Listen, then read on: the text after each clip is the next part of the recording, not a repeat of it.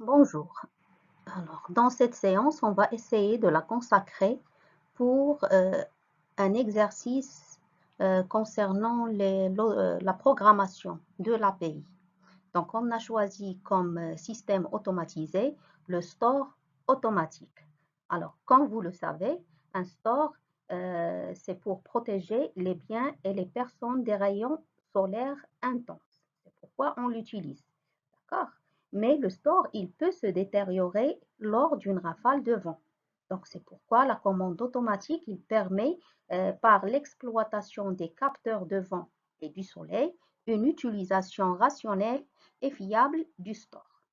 Donc, l'objet de cet exercice est donc l'étude du store automatisé, d'accord, dont les caractéristiques principales ainsi que le fonctionnement global est donné comme suit. Alors, qu'est-ce qu'on a?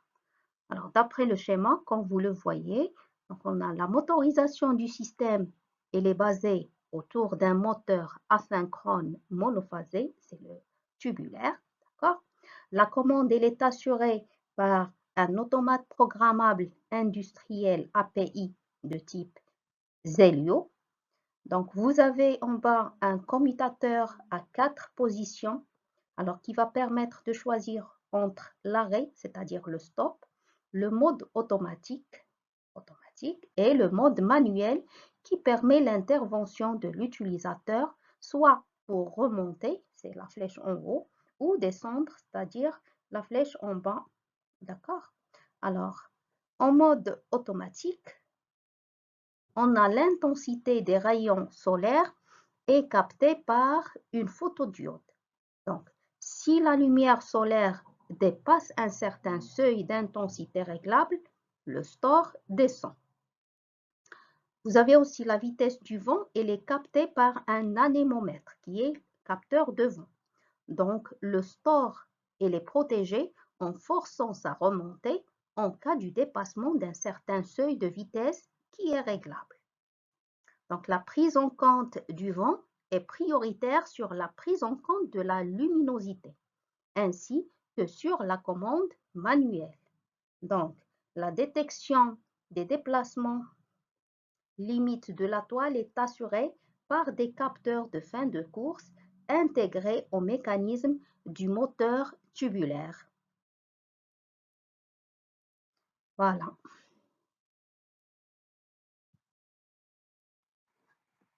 Donc ici, vous avez le schéma de la partie commande du système.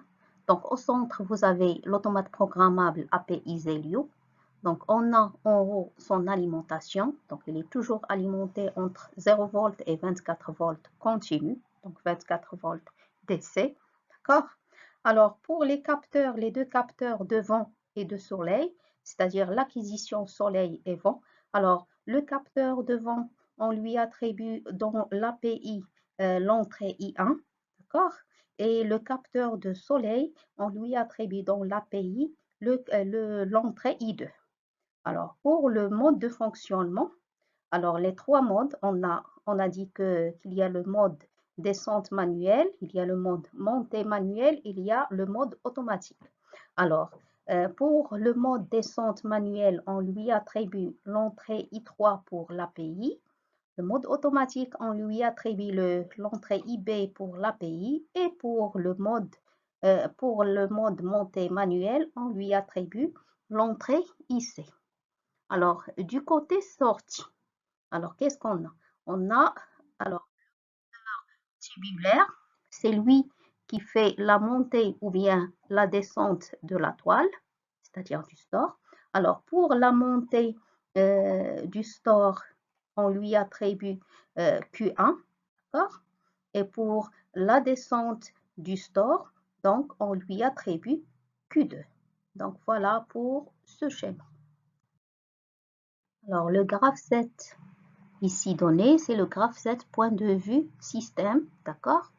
Alors dans ce graphe 7, donc vous avez donc l'étape initiale 1. Alors après, alors pour la réceptivité, on a le mode montée ou automatique ou le mode descente. D'accord? Alors, donc ici, on doit choisir entre ces trois modes. Donc, on va faire une séquence dans le graphe 7, une séquence hein, de choix. D'accord? Donc, de sélection. Donc, ici, vous avez, donc, si on aura 3 chemins. D'accord? Alors, pour le premier chemin, c'est-à-dire si la réceptivité est auto, c'est-à-dire automatique, on va passer à l'étape 3. Alors, après, qu'est-ce qu'on doit faire? On doit aussi faire un autre choix, donc 2 chemins. On doit choisir s'il y a le vent ou le soleil. Donc, s'il y a le vent, qu'est-ce qu'on va faire? On va essayer de faire la montée du store avec une temporisation. D'accord? Une fois cette temporisation est finie, on retourne à l'étape initiale. Ça, c'est le chemin concernant le vent. Maintenant, s'il n'y a pas de vent et il y a soleil, c'est-à-dire soleil et pas de vent, alors qu'est-ce qu'on va faire? Alors, le store doit descendre. Donc, descente, d'accord, avec une temporisation, tempo 1. Alors, une fois, alors après, on doit faire le choix entre si la temporisation est finie, alors on doit commencer, le cycle recommence. Et si, s'il y a vent, donc qu'est-ce qu'il faut faire?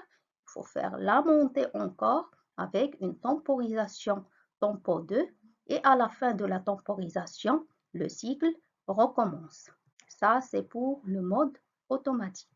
Alors maintenant, pour le mode montée. Donc, si la réceptivité est montée, alors qu'est-ce qu'on doit faire? On passe à l'étape 5. Alors, l'action qu'on doit faire, l'étape 5, c'est quoi? C'est la montée avec une tempo 2. Et bien sûr, il faut vérifier fin temporisation, d'accord? Et le cycle recommence. Alors, concernant le troisième chemin, alors de l'étape 2, on va vérifier s'il y a descente manuelle.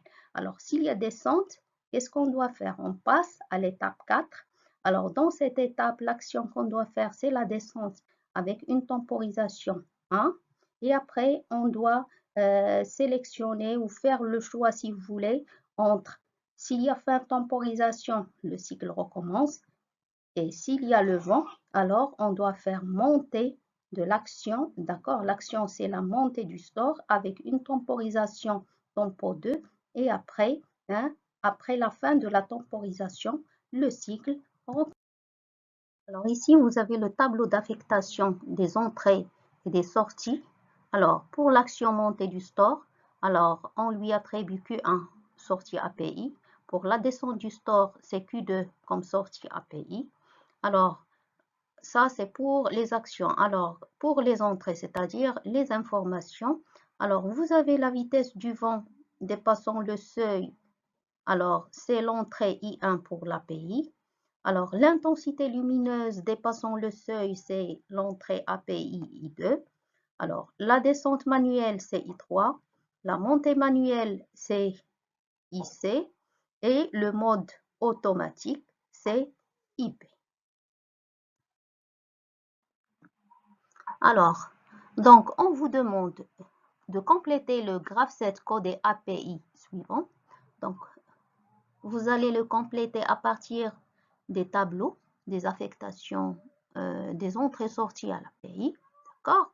Et suivant, bien sûr, le graphe 7 point de vue système. D'accord? Ça, c'est pour la première question. Alors, pour la deuxième question, vous allez traduire ce graphe 7 en langage ladder, c'est-à-dire on va essayer de le traduire en programmation API et on va choisir comme langage ladder.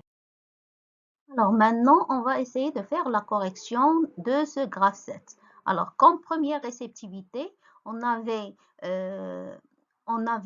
montée ou automatique ou descente, c'est-à-dire on doit faire le choix entre les trois. Alors, pour la montée c'est IC, d'accord? Ou c'est plus, donc ça sera IC, plus, alors automatique c'est IB, donc IC plus IB, ou Autani c'est plus, d'accord? Et la descente c'est I3. Donc ça sera IB plus IC plus I3. Alors, après, on passe à l'étape 2. On doit faire la sélection entre les trois chemins. Alors, le chemin de la montée, on va mettre IC. Le chemin de auto, la réceptivité auto, c'est l'entrée IB côté API. Et la réceptivité descente, c'est quoi? C'est l'entrée I3 côté API. Alors, après, on passe à l'étape 3. L'étape 3, vous avez le chemin, la réceptivité, le vent, capteur de vent. On a dit capteur de vent, c'est I1. D'accord? Alors, s'il y a soleil et pas de vent, le soleil, c'est quoi? C'est I2. Et, c'est-à-dire fois, pas de vent, c'est-à-dire le vent bar. Donc, le capteur de vent, c'est I1. Donc, on va mettre I1 bar. Donc, le tout, on va mettre I2 fois I1 bar, c'est-à-dire soleil, et on va la lire soleil et pas de vent. D'accord? Alors, pour l'étape 4, vous avez la descente, l'action de la descente, c'est la sortie Q2. Alors, l'action de la temporisation, tempo 1, c'est TT1. Alors, pour les réceptivités, fin de temporisation, on l'a noté T1. Et pour la réceptivité, le capteur de vent, on a dit côté API, c'est I1. Alors, dans l'étape 5, alors l'action de la montée, c'est la sortie Q1. D'accord? La tempo 2, la temporisation, on l'a noté côté API, c'est TT2. D'accord? Et fin de temporisation, la réceptivité fin de temporisation, on l'a noté T2. Donc ici, on va essayer de traduire le graph7 codé API en programmation, en langage programmé de l'API, c'est-à-dire en langage ladder. Voilà. Alors, comme vous le savez, alors le langage ladder, il est constitué de deux traitements, le traitement séquentiel et le traitement postérieur. D'accord? Ça, on l'a vu en cours. Alors, le traitement séquentiel, il concerne le set et reset des étapes, c'est-à-dire l'activation et la désactivation des étapes. Et le traitement postérieur concerne les actions. Alors, pour le set et reset des étapes, on a dit une étape, elle est active si l'étape précédente est active et la réceptivité associée est vraie. Donc, pour voir le set de chaque étape, il suffit de voir les étapes qui sont précédentes ou bien l'étape précédente avec et, c'est-à-dire une mise en série avec quoi? Avec la réceptivité associée, car il soit vrai. Et pour reset des étapes, on a dit que la désactivation d'une étape, d'accord, on a dit dans le cours qu'une activation d'une étape désactive automatiquement l'étape précédente. Donc, la désactivation ou bien reset d'une étape, c'est fait à l'aide de quoi? À l'aide de l'étape suivante. Alors, pour cela, donc vous avez cette l'étape 1, c'est quoi? Donc, il faut voir les étapes précédentes. Là, ici, on a un chemin de mise en haut. Il faut faire un choix. Donc, mise en haut, c'est-à-dire on aura un chemin parallèle ici. De quoi? Alors, si on est dans l'étape 5, c'est-à-dire M5, il doit être avec la réceptivité T2. D'accord? Donc, on va mettre M5 et, c'est-à-dire mise en série de M5 et T2. Ou, c'est-à-dire en parallèle, ou quoi? Ou l'étape 4 avec, on lui associe la réceptivité T1. Donc, ou M4 en série avec T1. Donc, M4 et T1. D'accord? Ou, bien sûr, la désactivation de toutes les étapes. D'accord? Alors, pour reset de l'étape 1, c'est quoi? C'est M2. Parce que si M2 est active, ça désactive automatiquement M1. La même chose, alors, pour cette l'étape 2, d'accord? Alors, qu'est-ce qu'on a dit? Il faut voir les étapes précédentes. Donc, cette l'étape 2, c'est quoi? Donc, c'est l'étape 1. Associé avec quoi? Là, la réceptivité, vous avez IB plus IC plus I3. Donc vous avez l'étape M1 en série avec la mise en parallèle, puisqu'on a IB plus IC, yani IB ou IC ou I3, donc la mise en parallèle de IB, I3, IC, c'est-à-dire M1 IB ou M1 IC ou M1 I3. Et recette de M2, c'est quoi? C'est le M3, l'étape suivante. Alors, pour le set de M3, donc set de M3, c'est quoi? Donc, set de M3, c'est le M2 avec le IB. D'accord? Donc, c'est le M2 avec IB. Alors, recette de M3, c'est quoi? Donc, recette de M3, vous avez ici, hein, ou bien l'étape 4, yani si l'étape 4 est active, il va désactiver M3.